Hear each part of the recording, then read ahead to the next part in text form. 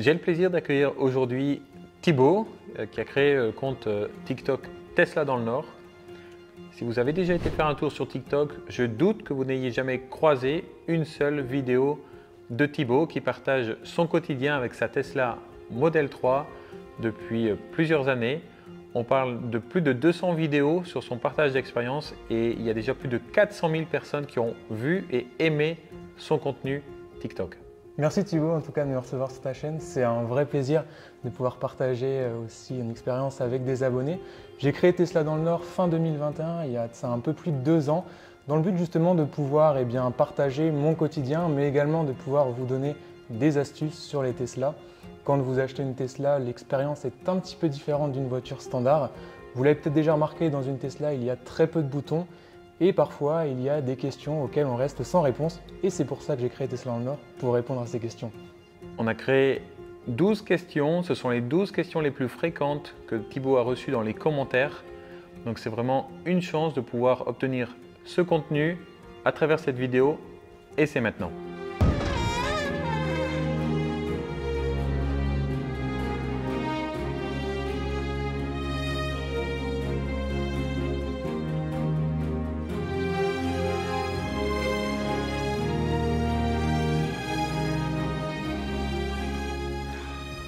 Thibaut, première question, pourquoi une Tesla Model 3?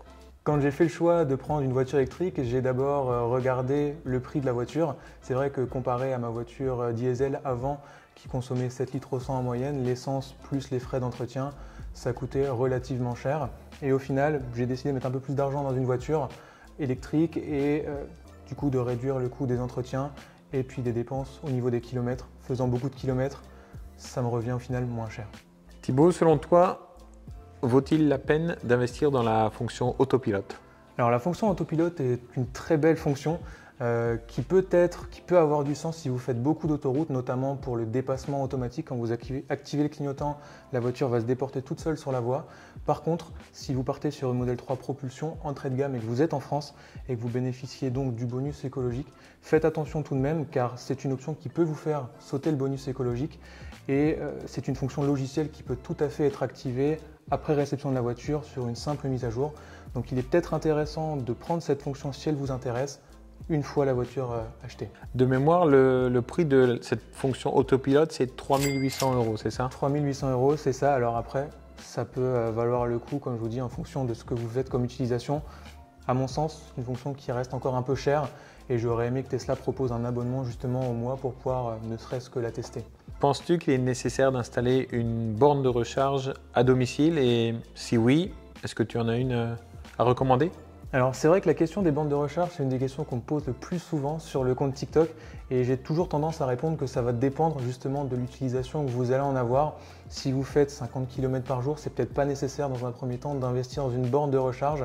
Par contre, si vous faites beaucoup de routes comme moi, environ 200 à 300 km par jour, ça peut être intéressant d'investir dans une borne de recharge, sachant qu'en moyenne, sur une prise classique avec le chargeur qui vous est donné par Tesla, il faudra 24 heures pour recharger la voiture de 0 à 100%, là où une borne pourra le faire entre 4 et 6 heures. Est-ce qu'il y en a une que tu peux recommander à ceux qui nous écoutent? Alors, il y a plusieurs types de bornes, ça va dépendre un petit peu de votre installation. Si vous avez des panneaux photovoltaïques ou que vous avez l'intention de mettre des panneaux photovoltaïques, pourquoi pas investir dans une borne qui va justement pouvoir gérer le surplus solaire, comme par exemple la borne Zappi. Après, si vous n'avez pas de panneaux photovoltaïques et que vous ne souhaitez pas en installer, la borne Tesla à 500 € fera très bien l'affaire. Il y a d'autres fonctions comme par exemple les bornes Wallbox qui proposent la possibilité de verrouiller la borne si vous la branchez ou que vous l'installez sur une façade de rue et que plusieurs personnes peuvent y avoir accès, ça peut être aussi intéressant. Top, donc 3 modèles pour 3 usages différents. Exactement. Selon toi et ton expérience, est-ce plus avantageux d'acheter une Tesla neuve ou d'occasion? Ça va un peu dépendre de la période à laquelle tu vas l'acheter. C'est vrai qu'il y a des moments où c'est plus intéressant de l'acheter d'occasion et d'autres moments où c'est plus intéressant de l'acheter neuve. Je prends le cas actuel, une Model 3, en plus on arrive ici en fin de semestre, une Model 3 propulsion, on est aux alentours des 38 000 € en France, bonus déduit, là où vous allez pouvoir les trouver sur les sites d'annonces à 34 000 €. Donc à mon sens, actuellement, c'est plus intéressant de l'acheter neuve. En plus, vous bénéficiez de la garantie qui est de 8 ans et 160 000 km. Donc c'est quand même actuellement plus avantageux d'en acheter une neuve à mon sens. Pourquoi Tesla recommande-t-elle de recharger une Model 3 propulsion à 100% au moins une fois par semaine? Il faut savoir que dans les Model 3 propulsion, tu vas avoir des batteries LFP, lithium, fer, phosphate, qui demandent un équilibrage des batteries, des cellules plus précisément. Et c'est pour ça que Tesla recommande de charger au moins une fois par semaine à 100% pour justement équilibrer les cellules. C'est un peu la même chose que les gens qui font du modélisme connaissent bien sur les batteries de modélisme. En général, on cherche toujours à équilibrer les cellules pour avoir une durée de vie plus longue et c'est pour ça que Tesla les recommande. Après, sur d'autres voitures comme les modèles Y, Long Range, Performance et tout ça, vous avez d'autres batteries NMC, mais ça c'est un autre sujet. J'apprends des choses. Comment pourrions-nous prolonger la durée de vie de la batterie dans ce contexte? Alors, il faut savoir qu'une batterie de Tesla, enfin même de voiture électrique en général, forcément, quand vous la rechargez, la déchargez, il va y avoir une dégradation. On va pouvoir la limiter en diminuant les supercharges. Il faut savoir que quand tu vas recharger au-delà de 50 kW en puissance, tu vas commencer à dégrader ta batterie prématurément plus que si tu l'as chargée à domicile sur une charge lente. Donc, mon conseil pour augmenter la durée de vie de la batterie, ce serait déjà de limiter les recharges aux superchargeurs. Ça, c'est le premier point, bien que Tesla, avec son réseau de supercharge, le propose. Donc, ce serait dommage de s'en passer. Mais c'est un point qu'on pourrait noter. Également, de suivre les recommandations de Tesla, comme si vous avez une batterie LFP, de la charger à 100% au moins une fois par semaine. Et un dernier point qui est très important, c'est éviter de descendre en dessous de 20%. Il faut savoir que sur les voitures électriques, que ce soit Tesla ou même les autres marques, si vous n'utilisez pas la batterie tout de suite, la laisser avec une autonomie inférieure à 20% va, pareil, dégrader la batterie. Donc le mieux serait de la garder au-dessus de 20% si vous n'utilisez pas tout de suite. Quel est ton avis sur les Tesla Model S et X de l'année 2016? Les modèles S et X de première génération, donc comme tu dis de 2016, sont de très bonnes voitures. On peut voir que même encore actuellement, elles roulent parfaitement bien et les batteries se portent bien. Après, il faut tout de même noter que ce sont des batteries avec d'anciennes générations, donc qui sont plus gourmandes en énergie, donc qui vont coûter plus cher à recharger, mais aussi qui vont commencer à avoir une dégradation plus importante. Forcément, ce sont des voitures qui vont déjà être un peu kilométrées. Donc, il faut se renseigner, pourquoi pas en acheter une d'occasion, à voir à quel tarif, à voir si les batteries ont déjà été changées. Si vous trouvez une voiture, une Model S ou X avec une batterie qui a été changée, pourquoi pas, ça peut être intéressant, mais à se renseigner. Comment juges-tu la qualité de la peinture sur les véhicules Tesla? Alors ça, c'est un point qui revient beaucoup. Chez Tesla, vous avez 5 couleurs de peinture et il y en a une, je ne vais pas dire à éviter, mais une qui va vraiment s'abîmer plus que les autres. Je pense notamment à la couleur noire. J'ai eu plusieurs retours d'abonnés où même au bout de 5-6 mois, la peinture commence à s'écailler, à s'effriter. Donc la couleur noire, si vous envisagez de prendre une Tesla, je vous la déconseillerais. Par contre, il y a des solutions alternatives. Moi, personnellement, si c'était à refaire et que j'avais envie de prendre une couleur noire, je partirais peut-être plutôt sur une couleur blanche. Et puis, pourquoi pas mettre un covering. Ou alors, si vraiment vous voulez la noire, prendre une couleur noire qui est maintenant une option de série. Mais par contre, faire peut-être une céramique pour protéger la peinture parce que c'est vrai que j'ai des mauvais retours sur la couleur noire. Quand on a préparé la vidéo, tu m'as dit que parfois il pouvait y avoir des limites sur les protections PPF ou céramique, etc. Quels sont les retours que tu as pu recevoir de la part de tes abonnés à ce sujet? Alors cette question elle est intéressante parce que pour les personnes que je connaisse qui ont installé justement des coverings et toutes ces choses-là, le covering, je trouve que c'est génial si vous voulez personnaliser votre voiture. Ça va vraiment apporter quelque chose de différent parce que comme je le disais, Tesla vous avez 5 couleurs, alors c'est pas énorme. Par contre, j'ai eu plusieurs retours de personnes qui ont installé des PPF, alors qui coûtent quand même relativement cher. J'ai pas le prix en tête, mais je crois qu'on est aux alentours des 3 000 € quand même pour un PPF. Et au bout de quelques années, ça commence à jaunir, on commence à le voir apparaître.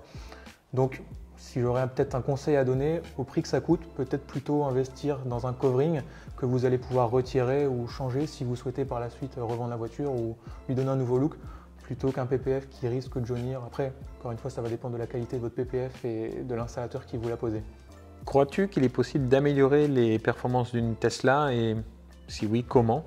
Alors, il faut savoir que Tesla, c'est une voiture très technologique. Tout se passe sur l'ordinateur de bord. La voiture est super connectée. Quand vous avez un problème, d'ailleurs, vous appelez le Tesla Center. Ils peuvent voir à distance certains problèmes logiciels, comme un téléphone pourrait avoir des soucis. Donc forcément, il y a possibilité d'améliorer la voiture, entre guillemets, de booster les performances. Après, clairement, je vous le déconseille parce que Tesla, si Tesla s'en rend compte, vous êtes blacklisté des superchargeurs, donc vous ne pourrez plus utiliser le réseau de supercharge. La garantie de 8 ans, bien évidemment, eh bien, vous l'oubliez aussi. Et c'est quand même dommage de perdre la garantie de 8 ans sur une voiture. Et en plus, ça peut aussi endommager la voiture parce que les freins ne sont pas faits pour des vitesses extravagantes. Donc, je vous déconseille fortement d'être touché à l'électronique de la voiture. Tu parlais des freins. Pour toi, quel est l'entretien à prévoir sur une Tesla Model 3? Alors l'avantage des voitures électriques, c'est que tu vas avoir la régénération de batterie. Quand tu vas lâcher l'accélérateur, la pédale d'accélérateur, la voiture va automatiquement freiner. Donc si tu arrives à bien anticiper justement la distance de freinage, tout ça, tu peux maintenant même conduire avec une seule pédale. Donc j'aurais tendance à dire que niveau entretien, vous allez en avoir un petit peu moins que sur une voiture standard, même quasiment plus. En fait, il faut savoir que Tesla recommande, je crois, aux alentours des 100 000 km de faire un entretien pour purger le liquide de frein, ce genre de choses. Mais vraiment d'entretien proprement dit comme sur une voiture standard, tu ne vas pas en avoir. Alors la seule chose que moi j'ai pu noter en 1 an et demi de Tesla, c'est les pneus. Forcément, ça s'use plus vite qu'une voiture standard. Les puissances, les accélérations sont beaucoup plus fortes et donc tu vas user un peu plus de pneus. Mais sinon, les freins, 200, 300 000 km, donc c'est vraiment minime, quoi. Y a-t-il une période plus avantageuse pour commander une Tesla? Alors il faut savoir que Tesla fonctionne par trimestre, ce qui veut dire qu'à la fin de chaque trimestre, tu vas potentiellement avoir soit des réductions, soit des options offertes. Ça a été le cas par exemple ici de fin mars, fin juin comme on est actuellement, même chose. Il va y avoir des réductions sur les voitures. Certains modèles vont être, je ne vais pas dire bradés, mais on a vu passer ici des modèles 3 Performance à 38 000 € alors que c'est normalement 15 voire 20 000 € plus cher. Donc ils font des belles remises et parfois ils offrent des crochets d'attelage sur les voitures ou bien des peintures pour justement gonfler leurs chiffres à la fin du trimestre et faire plus de ventes. Donc oui, en fin de trimestre, tu peux avoir des prix plus avantageux. Les fameuses fins de trimestre des sociétés cotées en bourse. C'est ça, exactement.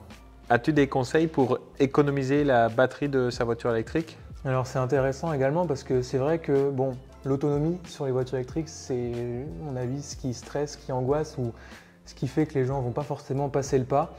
Au début, c'était aussi ma crainte, forcément, quand tu achètes une voiture où il affichait 450 km d'autonomie et au final, en réel, tu ne fais jamais 450 km d'autonomie. C'est vrai qu'il y a quelques petites astuces, je pense notamment au préconditionnement de la batterie. On a la chance chez Tesla de pouvoir préconditionner la batterie, ce qui veut dire que si vous partez dans, admettons, 2 heures en vacances, vous avez sur le téléphone ou bien directement dans la voiture la possibilité de régler cette fonction. Et quand vous allez prendre la route, la voiture aura chauffé la batterie.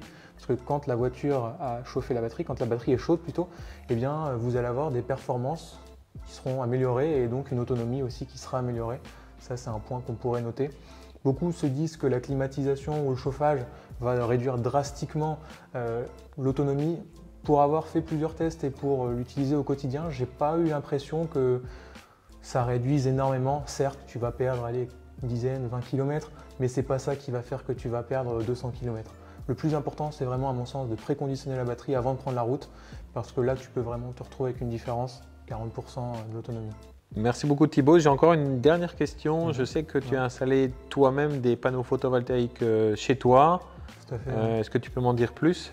Alors, au début, c'était pas le but. Et puis finalement, je me suis renseigné et je me suis rendu compte que ça pouvait être intéressant pour justement pouvoir recharger les voitures électriques. À la maison, on en a 2. Et quand on regarde la facture d'électricité qui a quand même fortement augmenté, on s'est un peu penché sur l'idée d'installer des panneaux photovoltaïques. Et depuis qu'on les a mis, depuis octobre, ici on s'en rend vraiment compte avec les beaux jours. Mais quand on a du soleil, actuellement, en une journée, on peut rouler 150 km totalement autonome avec le soleil sans recharger avec le réseau EDF. Ça fait maintenant presque 2 mois qu'il fait beau et ça fait quasiment 2 mois que je recharge qu'avec l'énergie solaire et que ça me coûte vraiment zéro. Après, bien évidemment, il faut amortir le prix de l'installation photovoltaïque. Mais quand on l'installe soi-même, c'est quand même plus avantageux que de l'installer par un professionnel. Et c'est vraiment intéressant, ça peut être intéressant quand on a une voiture électrique. Ouais. Merci beaucoup Thibaut pour ce super partage d'expérience. Je roule déjà en Tesla, mais franchement, ça donne envie. Moi, j'ai qu'un conseil à vous donner. Je vous invite à suivre Thibaut sur le compte TikTok Tesla dans le Nord. Vous n'allez pas regretter. Merci à toi en tout cas Thibaut de m'avoir reçu sur ta chaîne YouTube. C'est un vrai plaisir de pouvoir partager et de pouvoir échanger avec un possesseur de Tesla. En plus, je pense que tu es aussi fan de covering des voitures que j'ai vues chez toi. Donc c'est vraiment top. N'hésitez pas, vous retrouverez dans la description de la vidéo le lien de parrainage de Thibaut. Vous pourrez éventuellement directement commander votre Tesla via son lien et vous obtiendrez des points de parrainage qui vous donneront des points pour utiliser sur la boutique Tesla. En tout cas, c'est un vrai plaisir de pouvoir partager cette vidéo avec toi et j'espère qu'on se reverra bientôt. Merci Thibaut. Merci d'avoir regardé cette interview. Restez connectés à ma chaîne. À très vite.